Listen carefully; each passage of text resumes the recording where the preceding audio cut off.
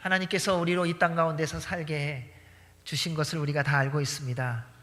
그런데 그러한 것에 증거가 있습니다. 우리가 살아있다는 증거는 성장과 변화와 성숙이라는 것입니다. 왜냐하면 하나님께서 살아있는 모든 것들을 성장하고 그리고 변화하고 성숙하도록 지어주셨기 때문입니다. 여러분, 나비가 어떻게 태어나는지 알고 계시죠? 처음에는 알로 시작합니다. 그리고 애벌레로 됐다가 그 다음에 번데기가 되어서 나비로 태어납니다. 그런데 만약 나비가 인생을 본인의 나비의 생애를 살아가면서 나는 번데기가 참 좋다 이렇게 생각하고 번데기에서 더 이상 나오려고 하질 않습니다. 왜냐하면 그 껍질을 벗기 위해서 애써야 하고 수고해야 되는 것이 힘드니까 나 이렇게 힘들게 살고 싶지 않다라고 말하며 번데기로 그냥 버티고 있다면 나비는 결국 죽게 될 것입니다. 가장 아름답고 가장 성숙되고 그리고 그 다음 나비를 탄생케 할 수 있는 알을 낳는 모든 것을 더 이상 할 수 없게 되는 것입니다. 인생을 살아가는 우리도 마찬가지입니다. 날마다 성장하고 변화하고 성숙되어야 합니다. 그런데 만약 우리가 살아가다가 중간에 내 고집, 내 성격, 내 기분대로 살아가려고 한다면 스스로 멸망의 길로 가는 것이 된다는 것입니다. 가끔 이러한 분들이 계십니다. 기분이 나쁘면요, 나 그냥 내 성격대로 이대로 살다가 간다고, 그렇죠? 내 기분대로 살다가 그냥 가겠다 그럽니다. 근데 정말 그대로 가시더라고요. 근데 그것이 얼마나 죽음과 사망과 멸망의 길로 가는 것인지를 우리가 알아야 합니다. 그것은 마치 번데기를 벗어나기 위해 애를 써야 하는 것을 싫다고 번데기로 머물다가 죽는 것과 같습니다. 이처럼 예수님을 믿는 것도 마찬가지라는 것입니다. 예수님을 믿는다는 것은 날마다 성장함이 있어야 됩니다. 날마다 변화됨이 있어야 됩니다. 날마다 성숙함이 있어야 됩니다. 그런데 이것이 우리의 노력과 수고로 되어지는 것이 아니라 하나님의 은혜로 말미암아 되어집니다. 따라서 날마다 예수 그리스도의 보혈에 잠겨 그 보혈의 능력과 부활의 영광 가운데 거하며 성령님의 충만함 속에서 매일매일 좀 다듬어져야 됩니다. 이번에 아프리카를 다녀오면서 다시 깊이 생각하게 된 것이, 어느 틈엔가 저도 이 편리한 것 그리고 안주하는 것에 익숙해져 있는 모습을 보며 회개하고 또 다시 출발해야 됨을 다짐해 보았습니다. 물이 없으니까요, 물이 얼마나 소중한 것인지를 알겠더라고요. 그래서 물 한 모금 마시는 것도요, 그냥 이전에는 내가 목마르니까 물을 마셨는데요, 내가 목마르다고 물을 마실 수 있는 것이 아니라 물이 있어야 내 목마름이 해결되는 거였더라고요. 근데 모든 게 다 당연히 있을 때는 우리는 어떻게 생각하냐면요, 내가 원하면 할 수 있다는 거예요. 그런데 그렇지 않더라고요. 물이 있어야 내 목마름이 해결될 수 있는 것이듯이요, 우리 안에 예수 그리스도를 믿음도 마찬가지더라고요. 내가 예수님을 믿을 수 있을 때 언제든지 믿을 수 있다, 이게 아니더라고요. 지금 주님께서 예수 그리스도를 믿을 수 있는 시간을 주시고 생명을 주시고 모든 환경을 허락해 주셨을 때에 그것이 주님의 은혜인 줄 알고 예수님으로서 온전히 믿는 그 은혜를 누려야 한다는 것입니다.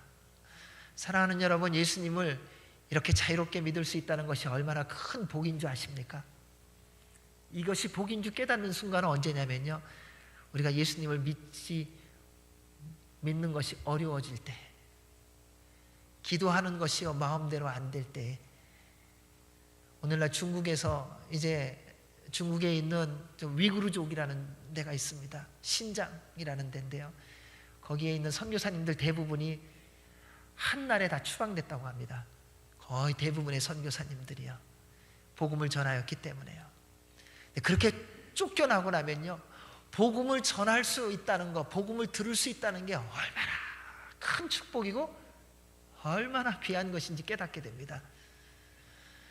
그럼 집에 다시 돌아와서 너무 감사했던 게 하나가 뭐냐, 물 콸콸 틀면서 샤워했던 거.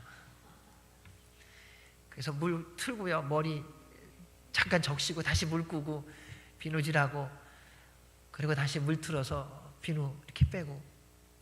자, 있을 때 잘해야 되는구나. 사랑하는 여러분, 예수님을 믿게 해주셨을 때 정말 잘 믿으시기 바랍니다.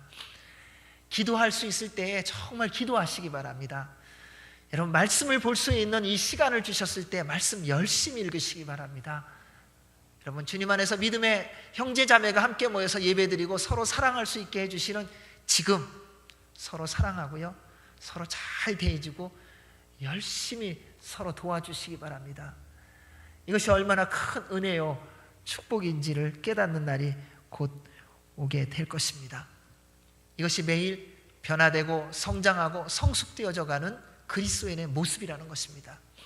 만약에 변화되지 않고 성장하지 않고 성숙되지 않는다면 어느 틈엔가 우리는 과거의 모습에 매여서요, 아니라고 말하지만요, 영적 교만과 자기 고집 속에서요, 자기 식대로 살아가는 형식적인 그리스도인이 되어갈 것입니다. 그래서 오늘 우리 주님께서는요, 바리새인들이 질문한 한 질문을 통하여 우리에게 형식과 전통주의에 빠지지 않고 날마다 새롭게 주의 말씀으로 변화되며 성장하며 성숙하며 하나님께서 약속하신 하늘과 땅의 모든 은혜와 복을 누리며 살아가시도록 주신 말씀입니다. 그래서 이 말씀을 통하여 더욱더 주님을 닮아가는 우리 모두가 되기를 주의 이름으로 축원합니다. 우리 18절 말씀을 읽어보도록 하겠습니다. 18절입니다. 시작.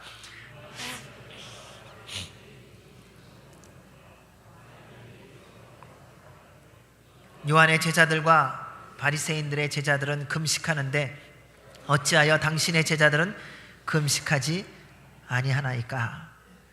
당시 요한의 제자들과 바리새인의 제자들이 일주일에 2번씩 금식을 했다고 합니다.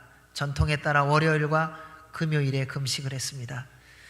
그러다 보니까 대부분의 사람들은 이렇게 하는 것을 당연하게 여겼을 것입니다.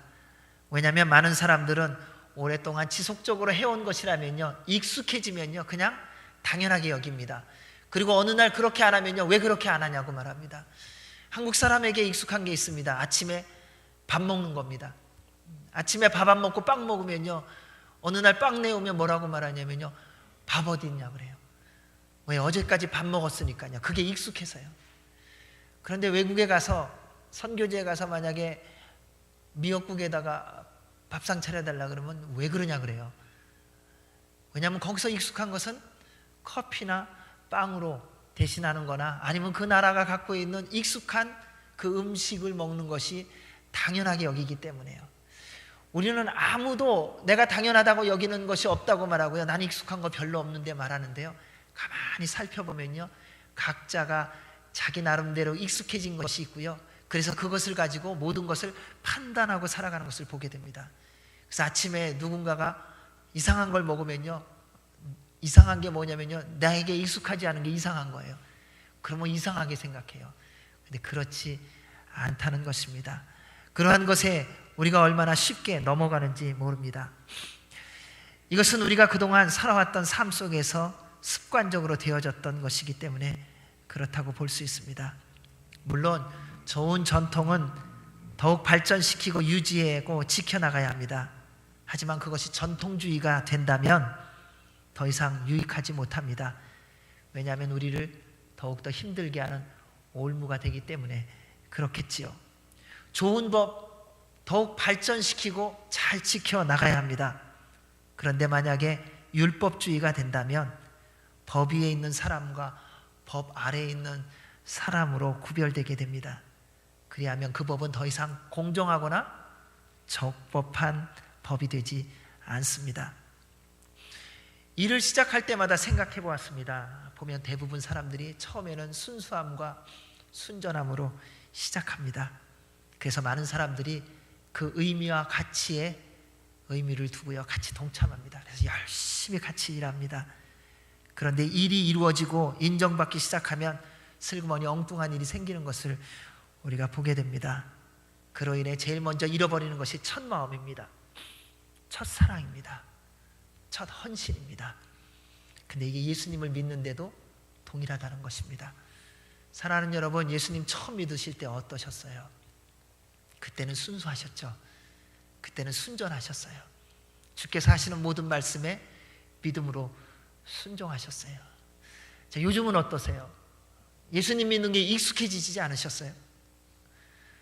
내 식대로 믿는 방법도 생기지 않으셨나요? 아, 예수님은 이렇게 믿는 거야. 말씀은 이렇게 듣는 거야. 예배는 이렇게 드리는 거야. 어느 틈엔가 내 나름대로의 예수님 믿는 법이 생겼다는 것입니다. 그리고 그것에 습관이 생겨서 그것과 다른 것이 보여지면 슬그머니 판단합니다. 아, 저 사람은 왜 이렇게 기도하지? 아, 이 사람은 왜 이렇게 말하는 거지? 예배의 모습은 왜 이런 거지? 이것이 어느 틈엔가 우리 안에 들어와 하나씩 하나씩 율법주의로 우리를 변질시켜 나가는 것을 볼 수 있습니다. 전통주의와 형식주의의 가장 두드러진 특징은 익숙함과 기득권입니다. 그래서 시간이 지나갈수록 내가 등장하기 시작합니다. 그럼 처음 시작할 때와 나중에 이렇게 다를 수가 있나요? 그래서 교회에서 제일 중요한 것 가운데, 조심해야 될 것 가운데 하나가 뭐냐면요, 개척하는 사람들입니다. 저도 개척을 해보니까 그렇더라고요. 개척을 하면은요, 내가 개척했는 데가 많더라고요. 그래서 시간이 지나고 나서 10년, 20년 지나서 교회가 안정이 되고 하나님의 은혜로 부흥되고 나면은 나를 잊어버렸다는 거예요. 그래서 섭섭해요. 힘들어요. 근데 그때가 제일 조심해야 됐다라는 사실입니다. 사랑하는 여러분, 우리는요, 헌신하다가 시험에 드는 거 아시죠? 열심히 봉사하다가 시험에 듭니다. 주님의 말씀대로 순종하며 살다가 시험에 듭니다. 왜요? 왜냐하면 어느 틈엔가 그 헌신과 그 순종함을 통해서 내 자리를 찾고 있었더라고요. 내 기득권을 주장하는 삶으로 나아가고 있었더라고요. 그렇게 되면 그때부터는 다른 사람이 판단되어지고요, 불평이 생기고요, 비난이 생기고요, 비교하기 시작합니다. 따라서 무슨 일, 무슨 사역을 하든지, 그리고 그 일이 아무리 잘 되든지 상관없이요, 만약 다른 사람들의 약점이 보이기 시작하고요, 이 사람과 저 사람이 비교되기 시작하면 빨리 십자가 앞으로 달려나가시기 바랍니다. 그리고 회개하셔야 되고요, 주님의 은혜를 다시 구해야 됩니다. 그러지 않으면요, 곧 분열이 시작되고 당파가 생기기 시작할 것입니다.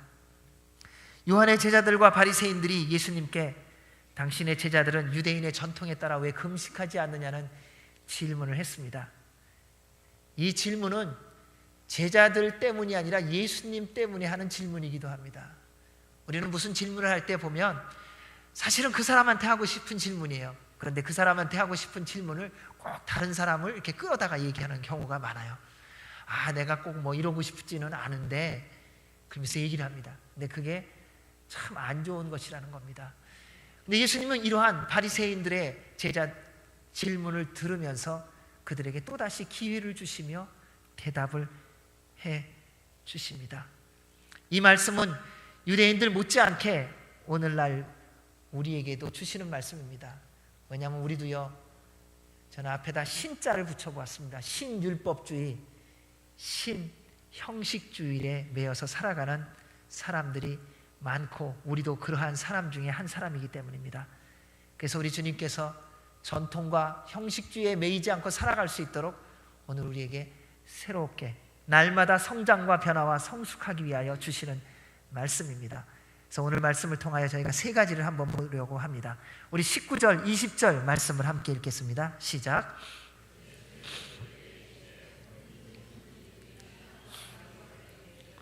금식할 수 있느냐? 신랑과 함께 있을 동안에는 금식할 수 없느니라. 그러나 신랑을 빼앗길 날이 이르리니 그날에는 금식할 것이니라. 전통과 형식에 매이지 않고 날마다 성장과 변화와 성숙을 위해서 우리가 기억해야 될 한 가지, 첫 번째는 때를 분별할 줄 알아야 한다는 것입니다.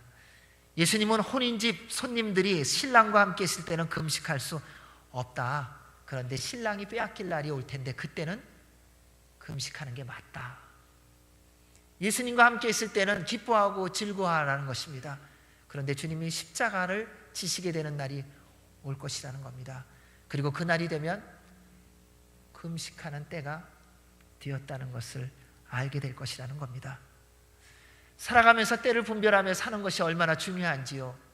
그런데 때를 분별하는 것이 생각처럼 쉽지 않다는 것입니다. 우리 스스로는 때를 잘 분별한다고 생각합니다. 그런데 많은 사람들이요, 때를 분별하는 것 같이 살면서 때를 분별하지 못해서 멸망의 길로 가는 것을 참 많이 보게 됩니다. 그게 쉬운 것 같은데 쉽지 않다는 겁니다. 여러분, 만약에 때만 제대로 분별할 수 있다면 우리 다 잘 되지 않겠습니까? 예전 벌써 한 30년 전 된 것 같아요. 그때 텔레비전 중에서, 프로그램 중에서 이런 미국 드라마였던 것 같아요.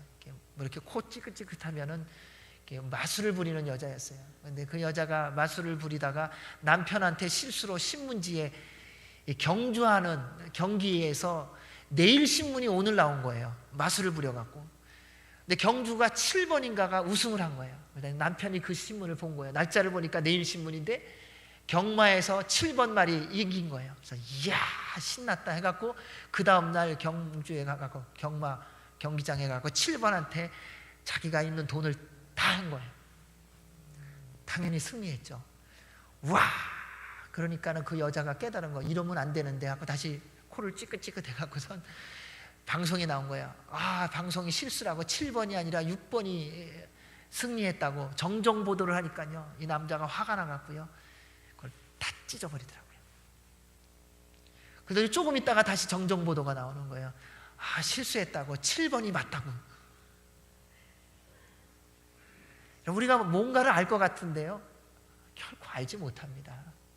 근데 우리가 뭔가 알면서 사는 것처럼 생각합니다. 여러분, 오늘날 우리가 실패하는 수많은 일들이 왜 실패합니까? 때가 되어지지 않기 때문에요. 내일 만약에 비가 오지 않을 것을 안다면 오늘 내리는 비를 잘 모아두지 않겠습니까? 내일 만약에 내가 일할 곳이 없는 것을 안다면, 그 때를 분별한다면 오늘 허락하신 양식을 잘 저축하고 그리고 관리하지 않겠습니까? 그런데 우리에게는 때를 분별할 능력이 없다는 것입니다. 때를 정확하게 분별하는 분은 한 분밖에 없습니다. 하나님 아버지이십니다. 왜냐하면 그분이 시간을 만드셨기 때문에요. 그분이 시간의 주관자이시기 때문에요. 하나님께서는 때를 다 구별해 놓으셨습니다. 전도서 3장 1절에서 8절 말씀에 이렇게 기록되어 있습니다. 우리 함께 읽어보도록 하겠습니다. 시작.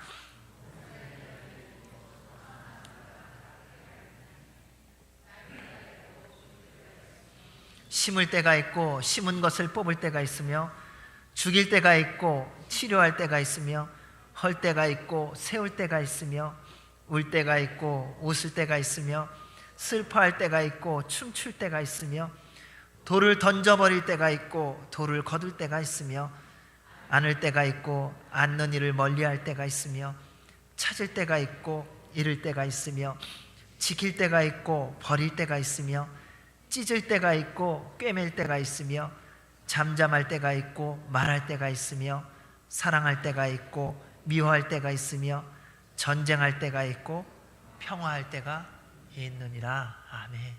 사랑하는 여러분, 하나님께서 우리로 살게 하신 인생이 다 이렇게 때가 있다는 것입니다. 여러분은 지금 어떤 때에 살고 계세요? 지금이 태어나는 때세요? 아니면 지금이 죽는 때세요? 지금이 어떤 일을 행할 때세요? 아니면 그것을 마무리할 때세요? 지금 어떤 것을 도전할 때십니까? 아니면 어떤 것에 대하여 새롭게 정리하셔야 될 때이십니까? 우리는 때를 다 뒤집어 놓고선 왜 안 맞냐고 말할 때가 참 많습니다. 그런데 하나님께서는 우리에게 그 때를 분별할 수 있도록 성령님을 보내주셨다는 사실입니다. 따라서 때를 분별하며 살기를 원한다면 매 순간마다 성령님 충만하셔야 합니다. 그러므로 숨쉬는 순간마다 성령님 충만하시기를 주의 이름으로 축원합니다. 현대는 나만을 아는 시대입니다. 나밖에 없습니다. 어딜 가든지 아이더라고요. 그래서 무슨 대화를 해도요, 내가, 무엇을 하도요, 내가. 그러다 보니까요, 때를 분별하는 능력을 잃어버리고 놓쳐버렸습니다. 때를 분별하기 위해서는요, 더불어 살아가는 법을 배워야 하기 때문에 그렇습니다.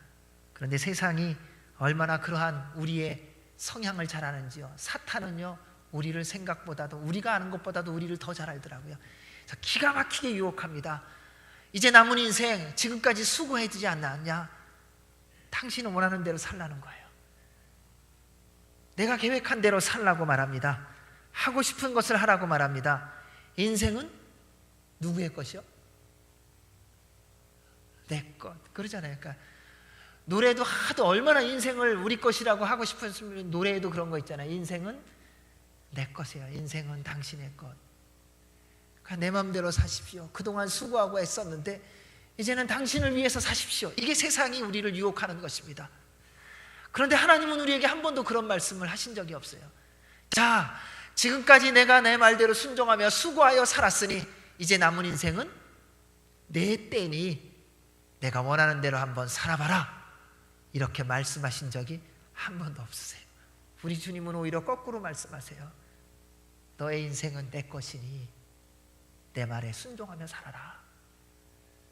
그리하면 내가 너의 모든 인생을 책임지고 축복하겠다.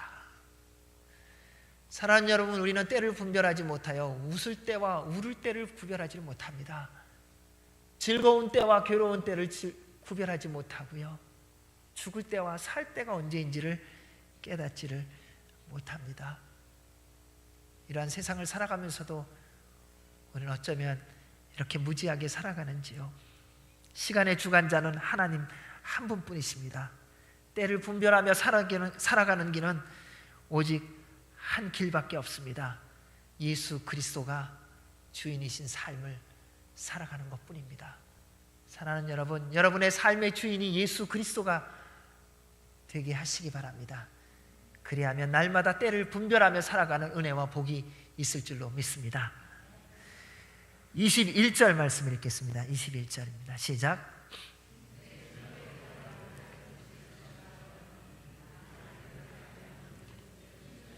낡은 그것을 당기어 헤어짐이 더하게 되느니라. 날마다 성장하고 변화하고 성숙되어지는 삶을 살기 위하여 두 번째는 상황을 분별할 줄 알아야 합니다. 예수님은 누구나 이해할 수 있게 옷을 비유로 말씀해 주셨습니다. 상황을 분별하는 것도 쉬운 것 같은데 어렵습니다. 우리는 한때는 상황 분별 잘한 적 있죠. 근데 요즘은 좀 헷갈리지 않으세요? 이 상황만 좀 잘 분별할 수 있으면 얼마나 좋을까. 근데 보기는 다 보는데 분별이 안 돼요. 도대체 이게 뭔지 모르겠는 거예요.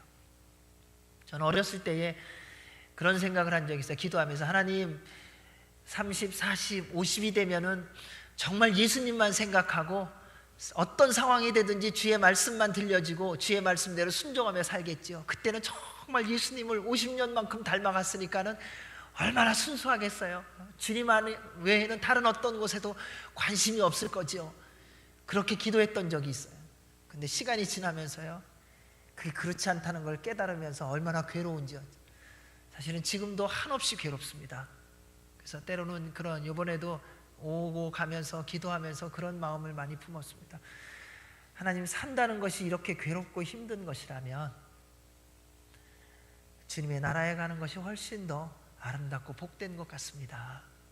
그런데 주께서 허락하시 주신 인생이니 살아야 하는 되겠는데, 그런데 상황을 분별하는 것이 너무 힘들고 어렵습니다. 어떤 사람은 이렇게 기가 막힌 고난과 환난 가운데서 사는가 하면, 어떤 사람은 악하고 거짓되고 살아감에도 불구하고 사람들의 눈에 보기에 고난도 없고 시련도 없고 환난도 없고 실패도 없고 아주 멀쩡하게 잘 죽는 것을 보니 이걸 어떻게 해석해야 될지 모르겠습니다. 그런데 이러한 내용이 그대로 말씀 속에 있다는 것입니다. 그러면서도 우리가 오늘을 살아가면서 이 상황 속에서 힘들고 어려운 일들을 겪으면서 상황의 분별이 잘 안 된다는 것입니다. 그래서 엉뚱한 선택을 하고요, 엉뚱한 행동을 할 때가 참 많은 것을 보게 됩니다. 제가 아까 인사했던 그 백인 할아버지, 집에서 머물면서 며칠 있었는데요. 비가 안 오니까요, 어떻게 했는가 봤더니요, 시골의 삶으로 돌아갔더라고요. 이렇게 거터에다가, 그러니까 상황을 분별하는 거예요. 기도하면서요. 이 거터에 구멍을 달아갖고요, 그 비 오는 조금이라도 이슬이 내려거나 비가 오면은요, 그 물을 받는 이 물탱크를 마련해 놨어요. 그리고 세탁을 하고 나면 세탁한 물을 펌프로 뽑아내 갖고선 그거는 화장실 물로 쓰는 거예요. 왜요? 마시는 물, 씻는 물을 제외하고는 다 재활용을 하는 거예요. 자, 상황을 분별하는 거예요. 그래서 제가 물어봤어요. 어떻게 이렇게 하냐 그랬더니 기도하면서 하나님이 주신 지혜라는 거예요. 그리고 어렸을 때 그렇게 살았다는 거예요. 자, 우리는 잘 살고 환경이 변하고 되면은 옛날로 돌아가는 거 절대로 안 하려고 합니다. 상황이 분명히 나에게 다가왔음에도 불구하고 그 상황을 받아들이는 거 거절합니다. 그걸 받아들여야 됨을 알면서도 그게 분별이 잘 안 되는 거예요. 그런데 기도하는 사람은요, 다르더라고요. 기도하면서 주님이 주신 마음을 따라요, 그렇게 나아가더라고요. 전 놀랐어요. 그래서 저희도 거기서 화장실 보면서요, 이 통에다가 5리터짜리 통에다가 세탁한 물 받은 거 그 2통 갖다가 그걸로 일부고 부었어요. 그래서 그거 부으면서 생각하는 거예요. 하나님, 못 사는 게 아니라 저희들이 상황을 분별 못했습니다. 주님을 따라가면서도 주님이 복되게 해주셨다고 생각할 때는 감사하다 그러면서 조금만 어려워지고 힘들어지면 불평하고 원망했던 거, 주님 참 잘못했습니다. 용서해 주십시오. 다시 처음으로 돌아가게 도와주십시오. 첫 마음으로 돌아가게 도와주십시오. 전쟁을 경험한 분들 계시지요? 전쟁 때 어떻게 사셨어요? 전쟁 때에도 사셨는데 지금을 왜 못 사시겠어요? 지금은 그때와 비교하면 비교가 안 되지 않습니까? 여러분, 가장 어려웠을 때 한번 생각해 보십시오. 그때와 지금을 한번 돌아보십시오. 어떤 분은 어쩌면 지금이 가장 어려운 때인지도 모르겠어요. 하지만 그 모든 상황을 분별만 할 수 있다면 우리는 이 땅 가운데서 넉넉히 감사하며 기뻐하며 살아갈 수 있다는 사실입니다. 우리 주님은요, 우리로 분명히 이해할 수 있도록 말씀해 주십니다. 옷을 가지고 말씀합니다. 생배 조각을 낡은 옷에 붙이면 당장에는 괜찮은 것 같은데 그거 한번 빨면 금방 다 망가진다. 그러면서 이 비유의 말씀을 가지고 예수님의 복음과 유대인의 전통적인 율법주의 사고가 절대로 함께 갈 수 없음을 말씀해 주고 계십니다. 누가복음은 이것을 조금 다르게 기록되어 있습니다. 우리 누가복음 5장 36절 말씀을 한번 읽어보겠습니다. 시작.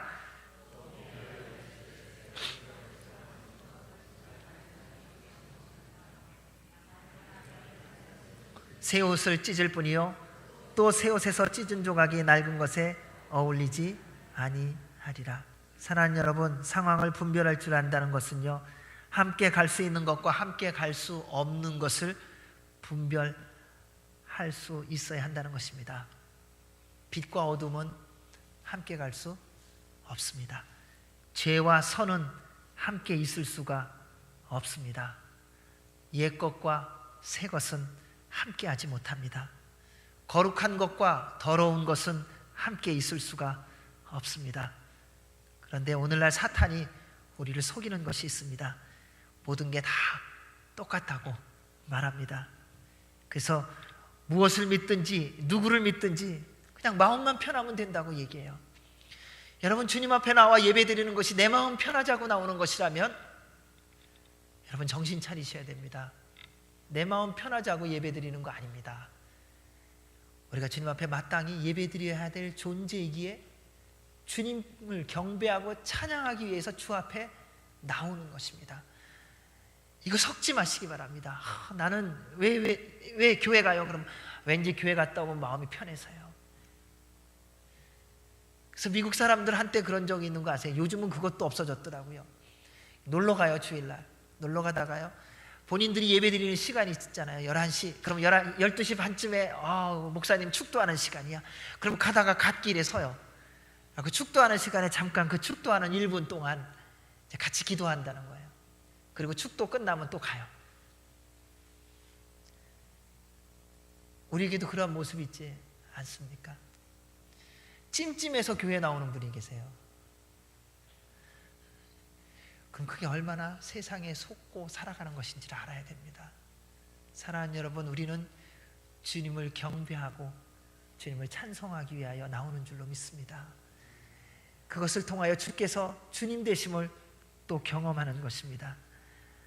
세상이 우리를 그렇게 속이면서 하는 게 있습니다. 예수님 믿는 거 좋다. 그런데 예수님만 믿지 말라고 말한다는 것입니다.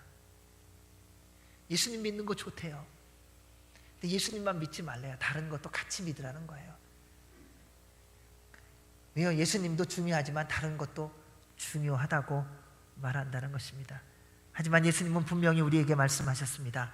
세상과 하나님을 겸하여 섬길 수 없다. 사랑하는 여러분, 전통주의와 형식주의에 빠지지 않고 상황을 분별하며 살아가려면 늘 십자가의 보혈에 잠겨 계셔야 됩니다. 그리고 성령님 충만하셔야만 합니다. 다른 길이 없습니다. 요즘 계속 말씀 읽고 계시지요? 세 분만 대답을 하셨어요. 말씀 읽고 계시죠? 아멘. 이런 말씀 꼭 읽으셔야 됩니다.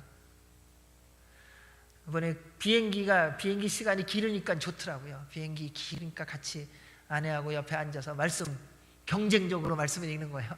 누가 말씀 더 많이 읽나 막 읽는데, 근데 말씀이 그렇게 재미있고 좋은 거예요. 그러면서 어떻게 살아가야 되고, 어떻게 선택해야 되고, 어떻게 생각해야 되는지, 그리고 삶의 상황 속에서 어떻게 살아가야 되는지를 말씀 구석구석에서 기록되어 있다는 것을 다시 보게 하셨어요. 그래서 아마 긴 여행을 허락해 주셨던 것 같아요. 그러므로 사랑하는 여러분, 상황을 분별하며 살기를 원하신다면 기도하고 말씀 읽는 생활을 놓치지 마시기를 주의 이름으로 축원합니다. 그러면 분별된 삶을 살게 해 주실 줄로 믿습니다. 22절 말씀입니다. 같이 읽습니다. 시작. 만일 그렇게 하면 새 포도주가 부대를 터뜨려 포도주와 부대를 버리게 되리라. 오직 새 포도주는 새 부대에 넣느니라 하시니라. 아멘. 세 번째는 사실을, 현실을 분별할 줄 알아야 됩니다. 새 포도주는 새 부대에 담아야 안전하게 보관하고 보존될 수가 있습니다. 새 포도주는 아직 발효되어 있지 않기 때문에요. 만약에 헌 부대에 들어가면 발효되기 시작하면서 헌 부대가 터지는 것입니다. 그래서 반드시 새로운 것은 새 부대에 담도록 되어 있습니다. 이것이 하나님의 질서입니다. 만약에 이것을 지키지 않으면 새 것도 헌 부대도 다 버릴 수밖에 없다는 것입니다. 예수님은 새 포도주와 같은 하나님의 나라 복음을 담으려면 새로운 부대가 필요하다고 말씀해 주셨습니다. 사람들은 다 자기에게 익숙하고 좋아하는 전통주의와 형식주의가 있습니다. 자신만의 기준과 안경이 있다는 것이지요. 그래서 어떤 상황 형편에서든지 그 기준과 안경대로 본대로 판단하고 결정하게 됩니다. 그런데 이것이 굉장히 위험합니다. 저도 목회 생활을 할수록 여러분이 꼭 기도해 주셔야 될 게 있습니다. 제가 익숙해지는 게 뭐냐면요, 말씀을 전하면서 익숙해지면요, 그냥 전한다는 것입니다. 그냥 이건 그냥 말씀이니까. 그리고 제가 가지고 경험한 그 경험의 기준을 가지고 사람을 판단하게 됩니다. 이 사람은 함께 갈 사람, 이 사람은 같이 가기 어려운 사람. 근데 다시 이 말씀을 보면서 저에게 주시는 하나님의 경고가 있으셨습니다. 다시 처음으로 돌아가야 한다. 그리고 주님이 만나게 하신 모든 사람들에 대해서는 주의 사랑으로 동일하게 대하고 섬겨야 한다는 것입니다. 근데 이 말씀은 여러분에게 전하라고 주님께서 주신 말씀인 줄로 믿습니다. 사랑하는 여러분, 여러분이 가지고 있는 안경을 벗으시기 바랍니다. 그것을 벗지 않는 한 새로운 것을 담을 수가 없습니다. 지금까지 경험한 그 경험이 기준이 되지 않게 하시기 바랍니다. 그 경험이 기준이 되다 보면요, 그것이 나의 안경이 되어서요, 파란색 안경을 쓴 사람은 온 세상이 파랗게 보일 뿐입니다. 빨간색 안경을 끄면요, 다 빨갛게 보이는 것 뿐입니다. 그것을 벗어야 됩니다. 그거 벗으면 안 보일 것 같죠? 아니요. 그것을 벗으면요, 모든 것이 새롭게 보이기 시작할 것입니다. 왜냐하면요, 내 안경을 벗어야 예수 그리스도라는 안경을 쓸 수 있기 때문에 그렇습니다. 사랑하는 여러분, 이것이 우리에게 꼭 필요한 것이더라고요. 저는 저희 교회 모든 분들이요, 예수 그리스도라는 안경을 쓰기를 주의 이름으로 축원합니다. 그래서요, 보고 듣고 행하는 모든 것이 주님처럼 되어져야 됩니다. 여러분의 말 한마디 한마디가요, 예수님처럼 되어야 되고요, 우리가 듣는 모든 음성이요, 주님의 귀로 듣는 음성이 되어야 되고요, 우리가 보는 모든 것이 주님의 눈으로 보는 것이 되어야 되고요, 우리의 행하는 모든 행동이 예수 그리스도께서 행하시는 행동이 되어야 합니다. 그래서 우리가 주님으로 삶의 기준을 가져야 한다는 것입니다. 사랑하는 여러분, 지금까지 경험한 모든 것 중요한 것입니다. 그러나 경험한 모든 것이 삶의 절대 기준이 되지는 말아야 합니다. 왜냐하면 그 모든 것은 낡은 옷이며 낡은 부대일 뿐입니다. 새 것이 들어오면요, 찢어지고 터집니다. 우리가 많이 하는 말이 있지 않습니까? 세대 차이가 있다고 말합니다. 왜요? 젊은 사람들이 말하는 그 새로운 말이요, 우리가 갖고 있는 경험의 부대로 담아지지가 않더라고요. 그래서 새 부대가 필요하더라고요. 근데 젊은 사람도 마찬가지더라고요. 그들은 다 새 부대라고 생각해요. 근데 그거 아니더라고요. 또 젊은 대로 부대가 헐었더라고요. 그래서 나이 든 분이 말하는 새로운 말이요, 들려지지가 않아요. 그러니까 그 말이 또 들어가지 못하고 또 터져요. 아, 다 새로워져야 되는구나. 젊었느냐 나이 들었느냐가 아니라 날마다 주의 말씀 안에서 새로워져야 된다는 것입니다. 우리의 삶의 기준은 날마다 새로운 예수 그리스도 곧 하나님의 말씀이 되어야 할 줄로 믿습니다. 왜냐하면 말씀은 사실이기 때문입니다. 그래서 진리가 될 수 있습니다. 말씀은요, 현실적입니다. 그래서 오늘도 그 말씀을 적용하며 살 수가 있는 것입니다. 말씀은요, 실제적이더라고요. 그래서 지금도 우리의 삶의 인도자와 보호자와 공급자가 되시는 것입니다. 말씀은 살아있습니다. 그래서 오늘도 우리의 생각과 우리의 삶을 주관하시는 것입니다. 그래서 말씀에 대해서 말씀은 이렇게 기록되어 있습니다. 히브리서 4장 12절 13절 말씀입니다. 같이 한번 읽겠습니다. 시작.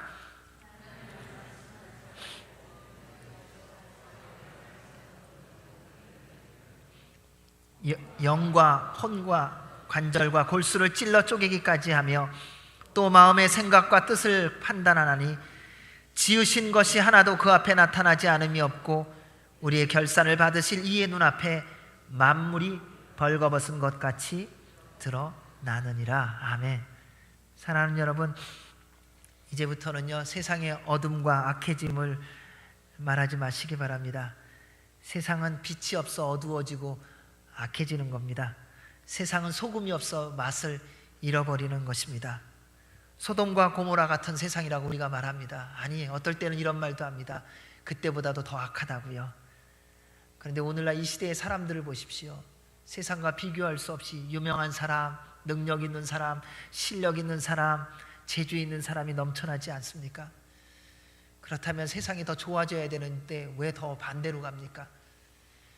여러분, 우리가 아는 지식이 이렇게 많은데 왜 세상이 이렇게 더 어두워지고 더 험악해져 가고 있습니까?